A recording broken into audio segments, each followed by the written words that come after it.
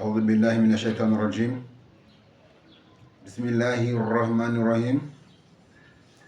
Hashimwe kandi hasingizwe Imana umurezi w'ibintu byose, amahoro n'imigisha basesekare ku basozerije intumwa n'abahanuzi Muhammad, we n'abiwe abamukurikiye n'abakomeza kumukurikira kugeza ku munsi w'ibihembo. Allahumma amina. Banyarwanda rero, banyarwandakazi, inshuti, bavandimwe, ndabaramukije muri hose. Abari mu Rwanda ndabaramukije cyane n'umutima wanjye wose. Ndabaramutsa kandi n'abari mu bihugu bidukikije, u Rwanda, Burundi ndetse na Kongo na Tanzania. Nkaramutsa rero n'abanyarwanda bari i Rwotamasimbi badukurikira, bari muri Amerika, bari i Burayi, bari muri Canada n'ahandi. Nk'uko bisanzwe nyine, umusanzu ukomeye muduha ni ukudukurikira, mukatureba kandi mukarangiza ibiganiro, mu byo tubabwira ko ni ibiganiro, ko ni ibiganiro ntago ari uko twumva ibyo kuvuga ko twumva, ahubwo ni uko ibyo tuba tubabwira birimo ukuri kwinshi kandi birimo n'umumaro mu gutekereza. Nkaba rero mbasaba nyine subscribe nk'uko bisanzwe, abatarazishyiraho share na comment kuri buri wese, noneho nanabahamagarira mu by'ukuri kugira ngo mukande kuri kariya gakubuye kareba hejuru, abaramuka bifuza cyangwa se bashimye ibiganiro byacu, ndetse na gari agacuramye abaramuka abavuga ko batifuza ibiganiro byacu, doko abatashimye ibiganiro byacu nabo bagatereho. Kandi vraiment ndashima abatanga comment nubwo baba bangaya, kuko hari comment zinyubaka.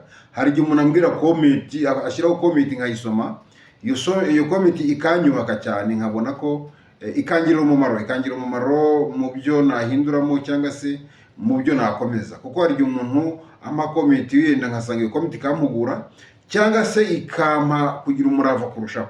Rero izo comment nubwo zaba ari comment zitamvuga neza, zitanshima, nazo ni nziza, kuko n'abantu kandi bagomba kumenya ko buri gihe ntago ari byiza, ko ntago ari ngombwa ko umuntu yavuga ibintu ngo bishimwe na buri wese. Hanini iyo abantu bose bavuga ko ibyo bavuze ari byiza, ntawe wavuze ntacyo wakoze, buriya ntacyo wakoze. Buri ikintu kikubwira ko wakoze akazi nuko uvuga, ukagira abo ukora ku mutima, hakagira abo ushimisha n'abo urakaza. Iyo rero wabagariye yose, mu by'ukuri nyine icyo gihe uba wabaye indyarya, niko nge mba mbibona, uba wabaye indyarya.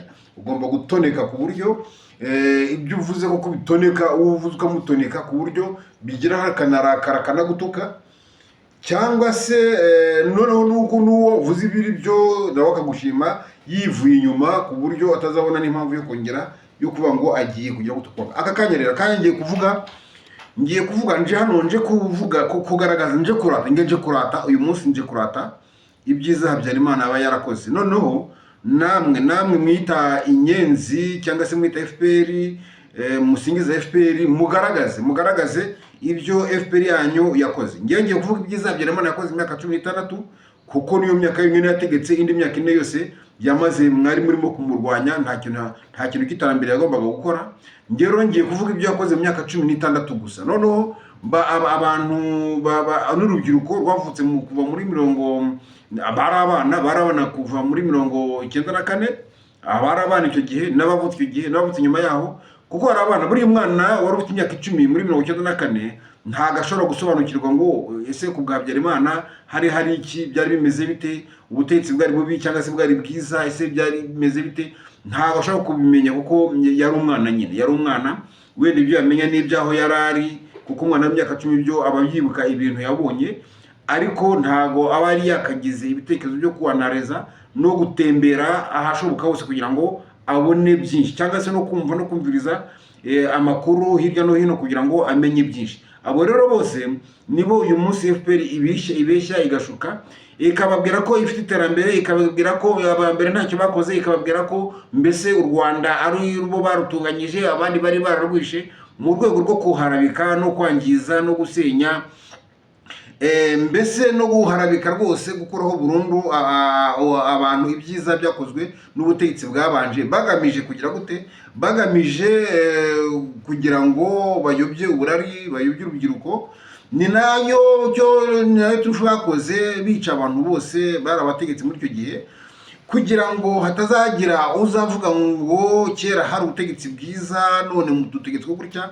Ibyo byose rero nibyo tugiye kurebera hamwe muri aka kanya, maze namwe mu bihisitemo cyangwa se abanyomoza abo ba Tito Rutaremara n'abandi bari mu Rwanda bakuze tungana imyaka ariko uyu munsi bafana cyangwa se bikundiye FPR Inkotanyi bampakanye bavuga bati ibyo ngibyo uvuze si byo, ni ukubeshya, ahubwo ibyo ngibyo uvuze byakozwe na nabi. Icyo mpereho cya mbere kandi cyiza cyane ni umuganda. Uyu muganda FPR yaje urwanya kuri radio Umuhabura bavugaga ko uyu muganda ari uburetwa, ko baje bawurwanya ndetse ko utazongera kugaruka ukundi ubwo bazafata ubutegetsi. Ariko uyu munsi birirwa bavuga ngo abantu bazabigireho, kandi ko urebye uretse gusa guhamagara abantu ngo rimwe mu kwezi ngo baze bakora umuganda, ari wasanga umuganda ni propaganda bagiye gukora gusa, nta muganda uri bukorwe, nta kintu cy'ingirakamaro kiri bukorwemo, ni ugutoragura amashashi bagamije kugira ngo gusa begereze abaturage babone uko bababeshya, bityo babeshye, ariko mu by'ukuri nta neza nta n'ikiza babaha, nta n'ikiza babifuriza. Namwe muriye kugira ngo ubuze abantu kujya gukora ibintu none umubwire ngo najye gutoragura amashashi mu muhanda, kandi ibyo ibintu mu by'ukuri mu kanya gatoya wa muhanda uri bwonyirukanura, cyangwa se hariho n'abanyesuku abaturage bahemba buri gihe bagomba gutunganya nyine iyo mihanda, ariko mu by'ukuri abantu bakirengagiza bagafata abaturage bakabuza gukora ibyabo ngo bagiye gutoragura amashashi bagamije gusa, ntacyo bizabungura, bagamije gusa kugira ngo babegereze bababeshye. Bityo ugasanga no muri iyo miganda yo gutoragura amashashi baravuga ngo bayiha agaciro ngo uko amafaranga na gutya, kandi mu by'ukuri gutoragura amashashi murabona byunguye iki, byatuzanye iki?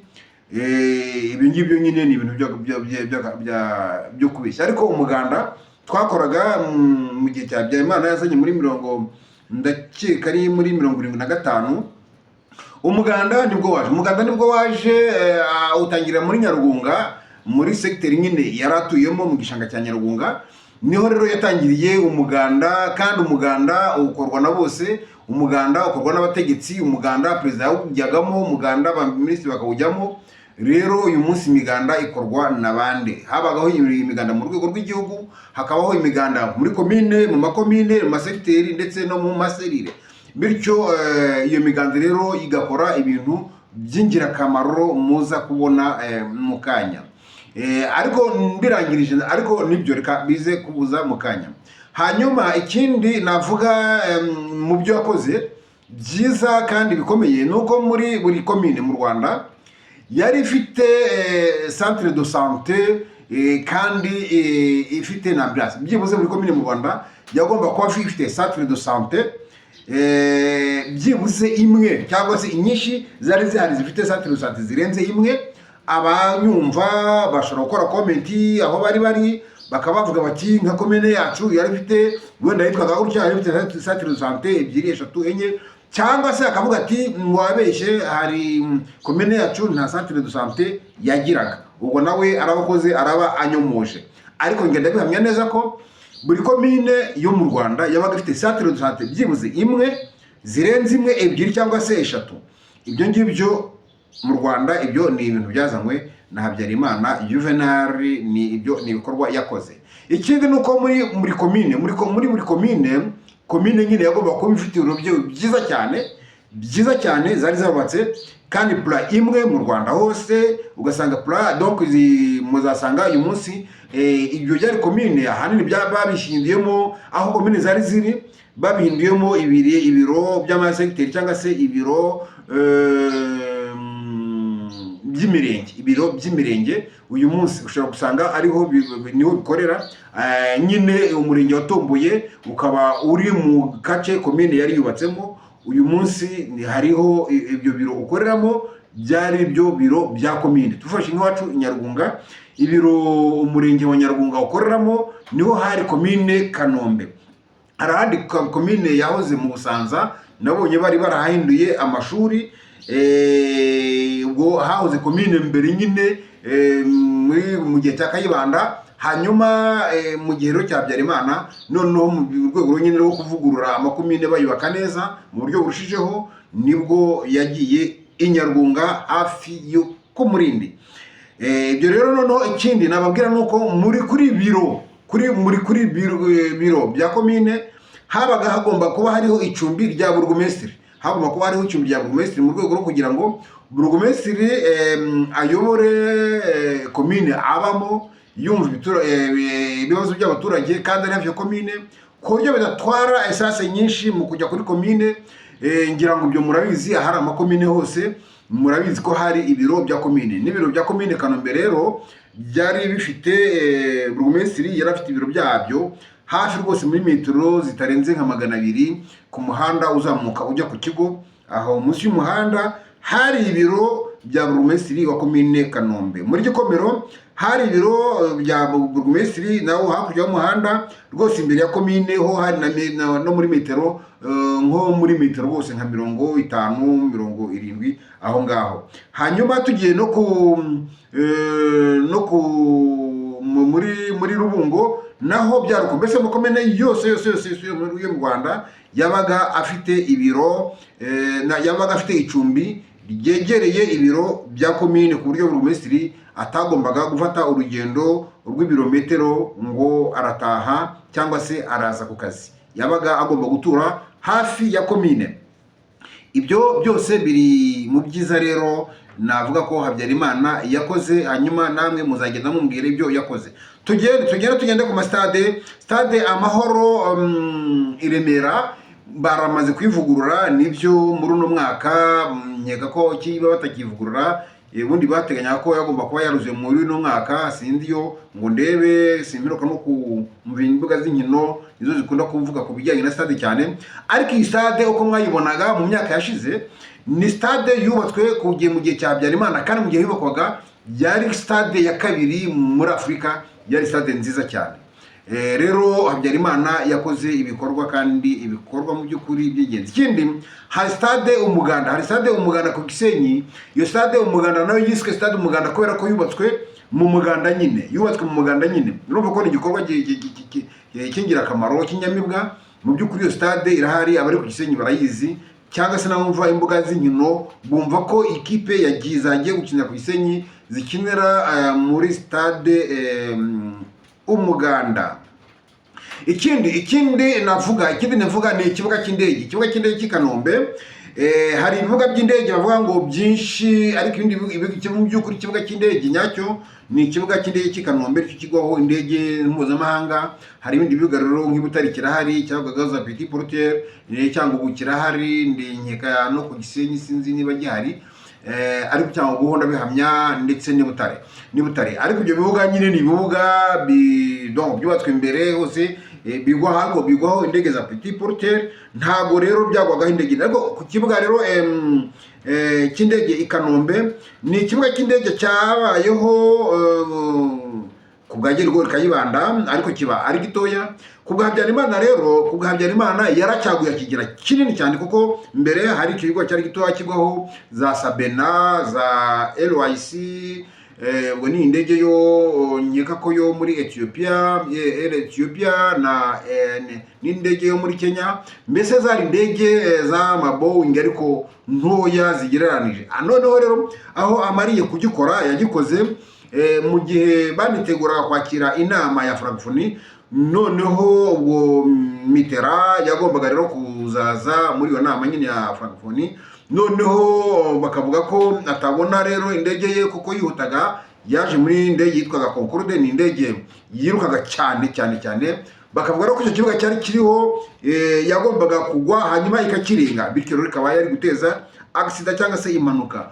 Noneho rero biba ngombwa rero ko bacyagura mu bunini ndetse no mu burebure, bakigira Kigali, kandi baragikomeza cyane, ku buryo iyo ndege nyine ya Mitterrand yaje, ni Concorde yaraje yiruka cyane koko. Twaramusanganiraga icyo gihe, nge naramusanganiraga, twasanganiraga abaperezida baje kudusura. Rero iyo ndege yaraje irahagwa, arakirwa, biragira n'izindi ndege nyinshi z'abakuru b'ibihugu banyuranye. Hanyuma nyuma yabo haje rero ibindi bidege binini cyane by'i Boeing bita bya 747, sinzi na 740 combien. Hanyuma rero ibyo bidege byari bidege binini cyane, byabaga bifite amataje mu by'ukuri ari ibidege mbese bya rutura nyine byikoreraga rero nyine imitwaro myinshi cyane. Nibwo icyo kibuga cyubatswe cyaguwe icyo gihe, ari nayo mpamvu rero nyine na FPR byanayoroheye kugira ngo ibyayo ibe yakora nubwo itakoraga idakora iby'abanyarwanda, ariko byari uko yasanze imihanda yarahawe, ibibuga bihari, ibintu byose bihari kandi byuzuye. Hanyuma Aerogare Kanombe nayo ni ikibuga, ni inzu nyine iri ku kibuga cy'indege, niriya ubu nabonye nanone FPR yego yarayivuguruye, ariko ni ukuyivugurura. Yari inzu nziza nini cyane kandi nziza cyane, nayo bavuga ko ari iya kabiri, n'icyo kibuga cy'indege bavuga ko ari icya kabiri muri Afurika. Ni inzu rero nziza, kandi icyo gihe ku bwa Habyarimana twabaga dufite uburenganzira bwo kujya ku kibuga cy'indege, twaba dufite uburenganzira bwo kujya muri ibyo byiza byose yabaga yubaka. Iyo Aerogare twayijyagamo, hejuru hari harimo bare, resitora, twajyagayo rero kwiyakiriramo, kwakira nk'abashyitsi badusuye, kandi twari duturiye ikibuga cy'indege. Iyo umuntu yaza kudusura aturutse kure, mu byiza twamwerekaga, twamujyanaga ku kibuga cy'indege, nkamuzamura rero muri etaje, tukicara tukanywa agafanta, hanyuma akareba ukuntu indege zigwa, azireba neza, ibyo bikamushimisha. Ibyo ngibyo rwose ni ibintu byabayeho mu gihe cya Habyarimana Juvenal. Icyo ni ikintu rero ibyo ni bimwe mu byiza kandi bifatika byakozwe mu gihe cya Habyarimana Juvenal. Hanyuma ikindi navuga ni imihanda.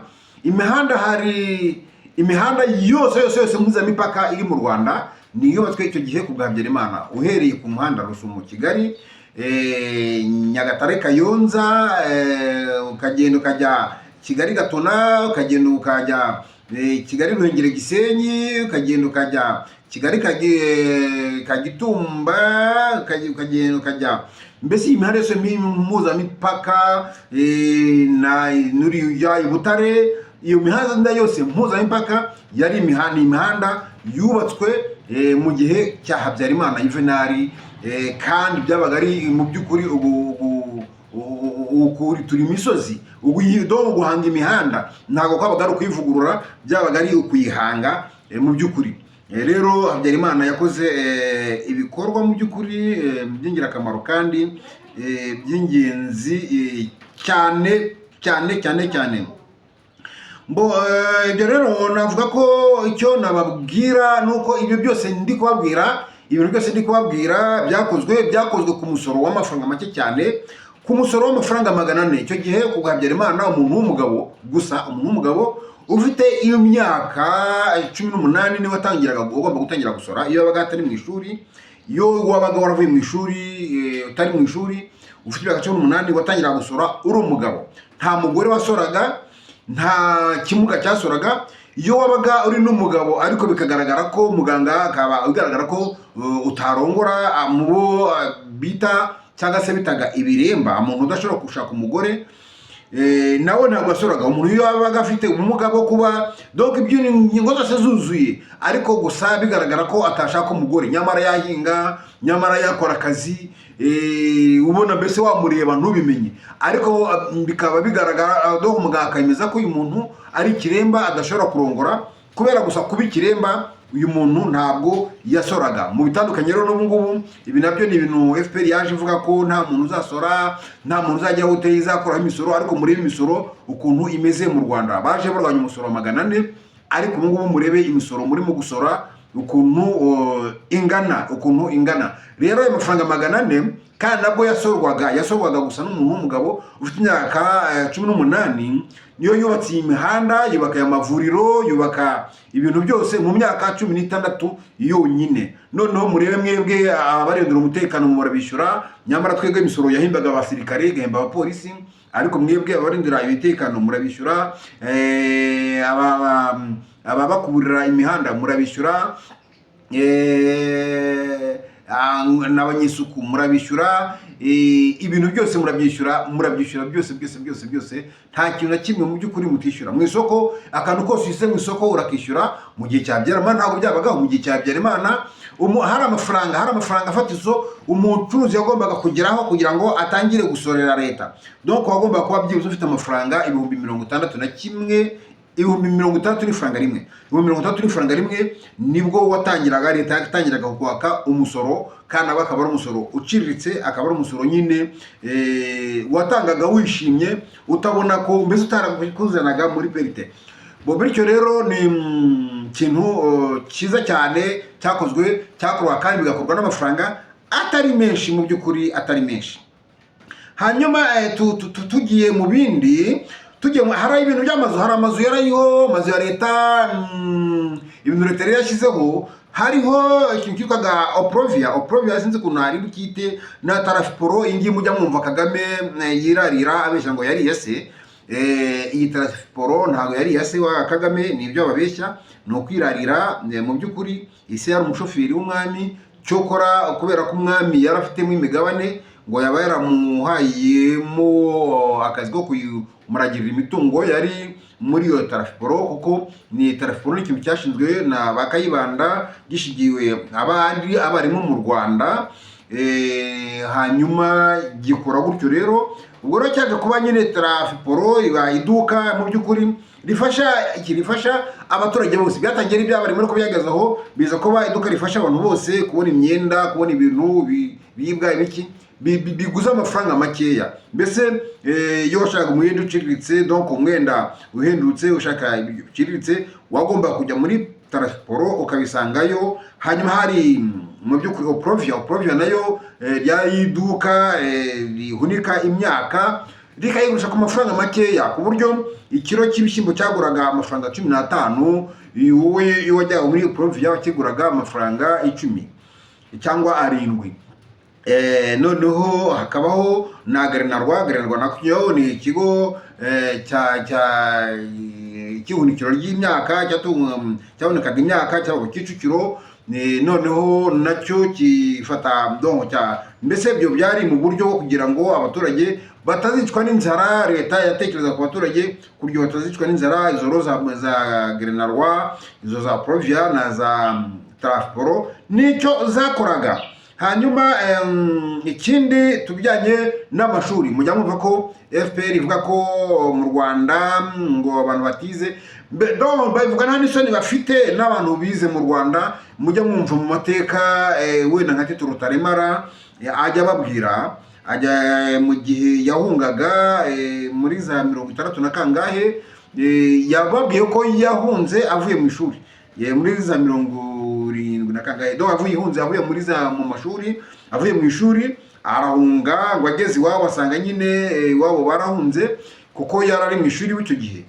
Kuvuga rero ko ngo muri Repubulika Abatutsi batigaga ni ukubeshya, ahubwo cyo ni ikibusanye, ni ikinyuranyo cy'uko bo mu gihe cyabo, mu gihe cy'ubwami, abana b'Abahutu batigaga. Hize mu by'ukuri mu myaka ya mbere indatwa no kugira deja muri 59 nta muhutu wigaga mu ndatwa. N'Abahutu ho batangiye no kwigira, bize mu maseminari bakiga n'ubwarimu n'amashuri y'ubwarimu mu nderabarezi. Ntabwo rero bigeze biga amashuri y'ubutegetsi. Ibyo rero byarubwikanyize byari biriho mu gihe cy'abwami, kandi cyami cyari kigizwe nyine n'Abatutsi b'Abanyiginya. Rero iyo avuga ngo barabakandamizaga ngo ntibigaga, mu by'ukuri niyo banabikora, urebye igihe gito cyari kishize bavuye mu bucakara, mu byo iyo banabikora ntabwo byari kuba ari igitangaza cyane, kubera ko bari kuba bihimura ku byo bakorewe. Nyamara ntabwo bigeze bihimura, kubera ko bakoze barigaga. Urugero bahaye ni uko Rutaremara we ubwe iyo avuga uburyo yahunze, avuga ko yahunze avuye mu ishuri, yigaga muri segonderi. Ntabwo rero wavuga ko umututsi nka Rutaremara bigaragaraho yaba yarize, noneho abasigaye mu Rwanda bakaba bo barabujijwe kwiga. Ibyo ni ibinyoma byambaye ubusa. Muri rero za universite mu Rwanda hari universite y'Iruhande, yo yari hari na mbere ku bwa Repubulika, ishobora kuba yarashyizweho sinzi ntabwo namenye igihe yagiriyeho, ariko yari hari ku bwa Kayibanda. Hanyuma ariko nyuma haje kuza Nyakinama, yari muri Nkumba, yari Nyakinama ndetse na Kabusunzu na Mudende. Izo zose ni universite zaje, ndetse n'izindi shobora kuba nibagiwe, zaje mu gihe cya Habyarimana. Rero amashuri, uburezi mu Rwanda bwari bwitaweho, mu by'ukuri bwari bwitaweho, nta mwana ukura ngo ahite yuzura ingobyi. Ibyo birumvikana. Kuba hari igihe cyabaye u Rwanda rutagira amashuri, rugatangira kuzana amashuri igihe cy'ubukoroni, bagatangira bigisha abana b'abami n'ababatware n'abana b'abatutsi b'abakire. Hanyuma amashuri yakwiyongera, n'abana b'abahutu bake cyane bakajyamo, bakayibanda n'abandi nka Bambonye umutwe bisi by'ubwarimu n'abagitera. Ibyo byose rero ntago muri za repubulika amashuri yariyongereye cyane, yagiye azamuka. Noneho n'ahatari amashuri hari harimo uburyo bwo guhugura abantu, hari ibyo bitaga hari ibyo abantu bigiraga mu makomini n'abantu bakuru bakiga, abantu batazi gusoma nka mama. Ntabwo yarigeze yiga mu buto bwe, ariko yarize donc ejo bundi yari azi gusoma, azi no kwandika, kubera amashuri y'ibigoroba yabagaho. Habagaho amashuri y'ibigoroba, akaba mu makomine cyangwa se no mu maserire. Abantu ku mugoroba bakava mu mirimo, bakagenda bagashyira ikibaho mu giti, bakiga ABCD, bakamenya gusoma no kwandika. Ibyo rero ni ibintu byabagaho kugira ngo, mu rwego rwo kugira ngo abantu bose bamenye gusoma no kwandika. Rero amashuri mu by'ukuri si ukuvuga ko atitabwagaho, yitabwagaho, ahubwo nta ukura ngo sumbi ijosi. Ni ukuvuga ngo ntago amashuri yari guhita abera cyarimwe. Rero abantu bose donc bagize amashuri, nta muntu wabujijwe kujya mu ishuri. Ntange nize mu Busanza, nkoze wenda ibirometero ibyo aho navaga Nyarwunga kwa mu kibuga cy'indege kujya mu Busanza, ntago ari ahantu hagufi, n'ahantu hari ibirometero bigeza nko kuri 5. Ahandi amashuri yarari ni mu kigo cy'ingabo z'u Rwanda i Kanombe. Hari abandi bahigaga nk'abana nyine b'abasirikare, ariko bakigana n'abana b'abasivile babaga nyine baturutse muri za Nyarwunga kuri Nonko n'ahandi. Donc hose rero ni ibigo by'amashuri byari bihari. Nyuma iwacu haje kugeza ikindi kigo cy'amashuri hariya kuri Nonko, cyo cyo cyaje nararangije kwiga, cyitwaga ngo ni Des Amis. Ubu kirahari. Ubwo rero nta n'ibindi bihari kugeza ubu ngubu. N'ibindi nyine ni ibyigega byagiye biza, nta kindi gishya FPR yigeze ihazana. Ayo mashuri n'ubundi aracyari mu Busanza nk'uko yari icyo gihe, no mu kigo i Kanombe aracyahari, ariko nta yandi ya leta ahari uretse iryo rya Des Amis yubatswe. Andi yose ni amashuri y'abantu bigenga nyine y'ubucuruzi yagiye aza aho ngaho. Ikindi noneho tugere no mu mabanki. Mu mabanki twari dufite Banque Populaire yari banki y'abaturage. Mu by'ukuri abaturage bose babikagamo mu rwego rwo kuzigama, batuzwaga kuzigama. Rero twari dufite Banque Populaire n'andi mabanki menshi. Rero Banque Nationale zari zihari, n'izindi banki nyinshi za Fina n'izindi.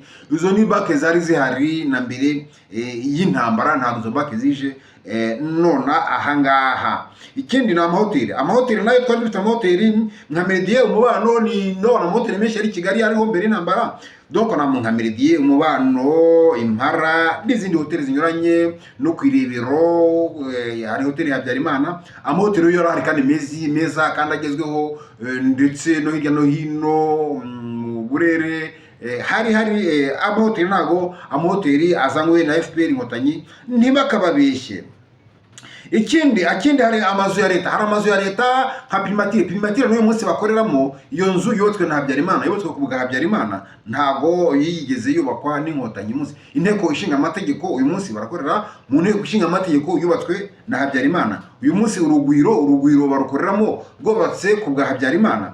Ibyo byose rero ni ibintu by'indashyikirwa kandi Habyarimana yagezeho. Namwe mumbwire ibyo FPR yagezeho noneho mu by'ukuri bindi bitari ibyo ngibyo, mubimbwire.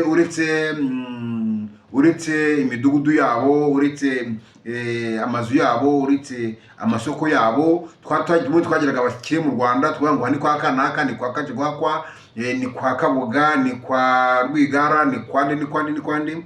Abo bose harimo abatutsi benshi mvuze, ni nabo bari bakize cyane mu Rwanda abatutsi. Nka Majyambere Silas niwe yari umututsi wari ufite indege, ni waguze indege wenyine mu Rwanda. Nta wundi muntu wayiguze mu Rwanda, nta muntu wayiguze, kandi ubutegetsi bavuga ngo bwari ubw'abahutu kandi bavuga ngo bwakanayonzaga abatutsi. Ariko mu by'ukuri kubwa Habyarimana, mwumva ko hari n'uwababeshye ko ngo Habyarimana ngo yadapfa ngo abatutsi bari gushira. Ukibaza impamvu batashize inkotanyi zitaratera muri 90 ukayibura. Kuki yabaye bari gushira? Kuki yategereje ko inkotanyi zitera kugira ngo abamare, ko yari afite uburyo bwo kuba yabamara na mbere ya 90? Babeshya iki? Kuki babeshya? Ahubwo yuriye byisanga neza mu gihe cya Habyarimana ariko abatutsi bagize ubuzima bwiza ndetse bagakira bagakungahara. Nyuma ahubwo bagafata imitungo bakuye mu mutekano yabaye, mu kuborohereza gukora yabaye, bakajya kwimurwanyishamo nk'abo Bakajigwa kwa Bamajyambere ba Rwigara bose bishwe nka FPR inkotanyi. Ariko yaranabafashije mu by'ukuri gukuraho Habyarimana, kandi Habyarimana ntacyo atari yarabahaye. Ngira ngo ijambo nkoresheje n'umugore wa Rwigara yararikoresheje ati ntacyo tutari dufite, ntacyo Habyarimana ataduhaye. Ariko ni nk'ayo akavuze ati ariko twaramuhemukiye. Uyu munsi nkeka ko nawe ari mu bo barimo kwicuza, nkuko Habyarimana yari yavuze ati hari abazicuza ubwo inkotanyi hari abazanyicuza ubwo inkotanyi zaba zafashe igihugu. Primatire rero n'inteko ishinga amategeko uyu munsi hari n'urugwiro n'andi mazu menshi ya leta, ibigo bikomeye byari bya leta za Osire Cafe, ibigo byatunganyaga ikawa n'ibindi byinshi cyane. Hari ibintu byinshi ntabwo nabivuga byose mu birondore, ni ibintu byinshi byari biriho mbere y'intambara, nuko byubatswe na Habyarimana mbere y'intambara ku buryo buhambaye kandi bukomeye cyane. Hanyuma tugiye no byerekanye n'amavuriro nanone tuyagarutseho. Faisal ni ikigo gikomeye no mu Rwanda, kandi ivuriro rikomeye mu Rwanda rita Faisal. Na mbere hari Faisal nyine na CHK, niyo mavuriro yarakomeye mu Rwanda. Ariko no hirya no mu za Ruhengeri amavuriro yaramaze kubakwa akomeye. Riya vuriro ririyo nkeka ko donc hari amavuriro akomeye ari hirya no hino mu gihugu, ariko akomeye yarayo. Kandi mu by'ukuri amavuriro abantu bivuzaga ku buntu. Nagira ngo mbwire ko mu Rwanda mu gihe cyacu, mu gihe mu kitari cy'inkotanyi, twivuzaga abanyeshuri bivuzaga ku buntu. Umuntu wese yabaga ari umunyeshuri yambaye toni ya kinyeshuri, yambaye kake, yambaye kontoni, yajyaga kwa muganga bakamuvura nta faranga n'rimwe bamwatse. Hanyuma umuturage utari wavuye mu ishuri, warangije amashuri, umuturage nyine wundi yatangaga amafaranga 50 bakamuvura, kandi akazarinda akira nta yandi mafaranga atanze, nta yandi mafaranga asabwe. Hanyuma uwajyaga mu bitaro nko muri CHK Kanyamutaro cyangwa Kanombe, mu Kanombe, yatangaga amafaranga 200 mu bitaro, wamaramo umunsi umwe, icyumweru, bibiri, ukwezi, umwaka, nta yandi mafaranga bakwakaga. Waravurwaga ugakira ku mafaranga 200. Nuvuga ngo twavuga ko nk'uwajyagamo akamaramo nk'umunsi umwe, uwo ngo twavuga ko yabaga nk'ahombye, kubera kuko mu by'ukuri niko twabivuga, so guhomba mu by'ukuri. Ariko navuga ko niwe twavuga ko yatanga amafaranga menshi, kuko abandi batanga 200 ukaba wamaramo n'umwaka nta ndi mafaranga utanze, kuko leta mu by'ukuri icyo gihe yitaga ku baturage bayo. No mu bijyanye na transport nabwo twabita amabisi, ku buryo circulation en ville yari amafaranga 20, ariko hakabaho n'abantu na bisi za leta za Onatracom zigenda mu mihanda inyuranye y'u Rwanda, zijya mu prefecture, zijya kugira ngo abafite amafaranga make nabo babashe kugenda. Hari abantu batabasha kugenda rero bagomba gutegereza bisi biyenye, no kuvuga ngo sinshaka gutanga 20 ntayo nifitiye, ndatanga 10 kugera mu mujyi, ndatanga se wenda 70 kugera Icyangugu. mu gihe wenda indi modoka yashobora kugeza Cyangugu utanze amafaranga 120, bityo ukavuga uti ngatanga 70 cyangwa 80 kugera i Cyangugu. Ayo mabisi rero yabaga hari ya leta agabanyiriza abaturage, mu by'ukuri yafashaga abaturage bafite amikoro makeya, bakemera bagategereza akavuga ati kuko bisi zabaga zifite amasaha zigendera mu gitondo, yagomba kugenda kubera abakozi, zagomba gukora mu gitondo kubera abakozi, zibajyana mu kazi nyine saa 12 na 15 twabaga aho habaga hari za leta za bisi, aho zagomba kugenda zigahagarara, twabaga habaga hazwi bisi yahagera ikamenya ko igomba kuhagarara ntawe uyihagaritse, abari aho ngaho rero bakayijyamo ikagenda ikabajyana iyo bagombaga kujya. Ubwo buryo bwari uburyo rero bwo gufasha abaturage bw'urukundo leta yari ifitiye abaturage mu korohereza mu by'ukuri, ku buryo n'abadafite amafaranga bashoboraga kugira gute, bashoboraga kugera iyo bajya ku buryo bworoshye. Nibwo byo bya stili byose mbivuga cyari ikigo cya leta nacyo nyine cyari gishinzwe ubwikorezi, cyo ntacyo nyivuga kuko cyari cya leta, ariko nacyo cyari ikigo nyine cya leta kandi cyari gifitiye umumaro leta. Hari ibindi byishiro navuze, hari ibiraro byubatswe bikomeye cyane, wenda tuzabigarakaho ubutaha, ndabona audio ibaye ndende cyane, ntago twabivuga byose ngo tubirangize, ariko ntago narangiza tutavuze ibijyanye n'inganda, tutavuze ibijyanye n'inganda.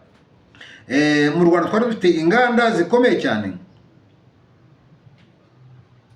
twari dufite inganda zikomeye cyane rero. Twari dufite uruganda rw'inkweto rwitwaga Sodeparari, twari dufite Sodeparari. Hari n'uruganda rero rwatunganyaga impu, narwo twari turufite, rwitwaga ngo Ikimama. Hari Sodeparari, hari na Tanora narwo ruganda rwatunganyaga impu. Hari na Sodeparari yadukoreraga inkweto. Mu Rwanda twari dufite inganda, uyu munsi zigihari. Hari inganda z'imyenda, iriya Texirwa murayizi, yari hari na mbere y'intambara. Donc inganda rero zari zihari, ntabwo zazanywe na Habyarimana nako na Kagame. Donc uba ushaka kuvuga ko bandi ntacyo bakoze, ari wakoze. Ibyo byose rero mu by'ukuri ni ibikorwa byiza bikomeye kandi Habyarimana yakoze. Nkaba rero navuga ngo noneho uwangisha impaka akavuga ko mbeshya, yaza bivuga, yaza sinzi niba gutanga comment cyangwa se kafata akajya ku yindi channel cyangwa se akanamamagara tugakorana ikiganiro akambwira ati aha warahabeshye, cyangwa se agatanga comment. Ariko comment ze ni ariko atanga comment uwo wese wasomye wumva iki kiganiro yayibona ko nabeshye cyangwa se ko ibyo mvuga rukuri mu by'ukuri. Rero abantu bazanyomoze niba mbeshya. Nibyo nagira ngo mvuge abanyarwandakazi, ndabifuriza amahoro, imigisha bituruka ku Mana. Subscribe, share na comment mu bikore cyane, mu by'ukuri turi kumwe kandi mbahoza ku mutima. Imana ibishimire, turi kumwe. Merci. Assalamu alaikum warahmatullahi wabarakatuh. Mbahoza ku mutima abanyarwanda. Imana rwose izadufashe, idukureho karinga iratwugarije kandi itumereye nabi cyane. Merci.